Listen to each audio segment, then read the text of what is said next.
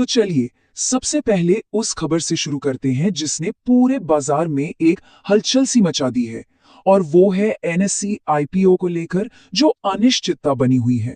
हमारे एनालिसिस के हिसाब से इसका सीधा और बहुत बड़ा असर कैपिटल मार्केट से जुड़े शेयरों के वैल्यूएशन पर पड़ रहा है।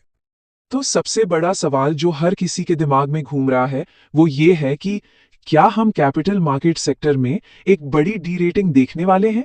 मतलब क्या इन शेयरों की कीमतों में एक बड़ी गिरावट आने वाली है? अब देखिए, हमारा जो एनालिसिस है वो एक बहुत ही ठोस नंबर की तरफ इशारा करता है। हमारा मानना है कि एनएसई का आईपीओ जब भी आता है वो पिछले हफ्ते जो उम्मीद थी उससे करीब 10% कम वैल्यूएशन पर होगा। और ये कोई छोटी मोटी बात नहीं है, ये निवेशकों के कॉन्फिडेंस में एक बड़े शिफ्ट का साफ साफ संकेत है। इसे ऐसे समझिए कि ये रेगुलेटरी दबाव की एक वन वे स्ट्रीट है। मतलब जब कोई रेगुलेटर कोई कदम उठाता है और उसकी पहली कोशिश से वो नतीजा नहीं मिलता जो वो चाहता है, तो वो पीछे नहीं हटता, बल्कि वो और ज्यादा सख्ती करता है। अगला कदम हमेशा पहले से ज्यादा भारी होता है। और यही यही सबसे क्रूशियल पॉइंट है। ये एक लॉजिक है लगातार एक्शन बढ़ाने का।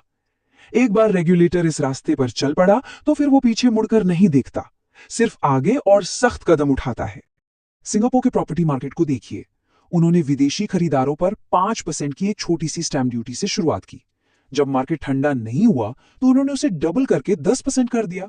वो भी काफी नहीं था तो उन्होंने उसे बढ़ाकर सीधा 30% कर दिया। और आज वो 60% के एक चौंकाने वाले लेवल पर है।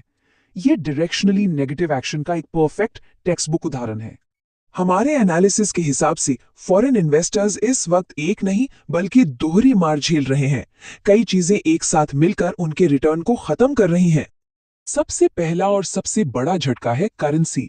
सोचकर देखिए, किसी के इन्वेस्टमेंट का लगभग 1/4 हिस्सा, मतलब 20 से 25%, सिर्फ इसलिए उड़ गया क्योंकि रुपए की कीमत डॉलर के मुकाबले गिर गई। ये मुनाफे पर एक बहुत बड़ी चोट है। और कहानी यहीं खत्म नहीं होती, बल्कि और भी उलझ जाती है।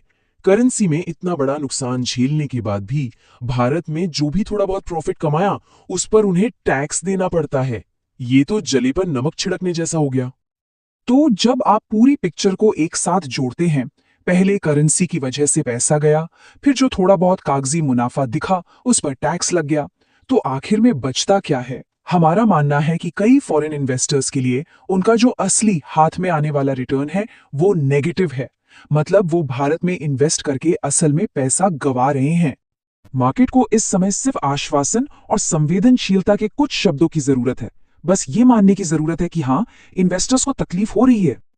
जरा सोचिए, अगर पॉलिसी बनाने वाले सिर्फ इतना कह दें कि हाँ, हम समझते हैं कि फॉरेन इन्वेस्टर्स के लिए ये दौर मुश्किल रहा है, बस ये एक छोटा सा इशारा या कोई छोटा सेंसिटिव कदम मार्केट की घबराहट को शांत करने में बहुत बड़ी मदद कर सकता है।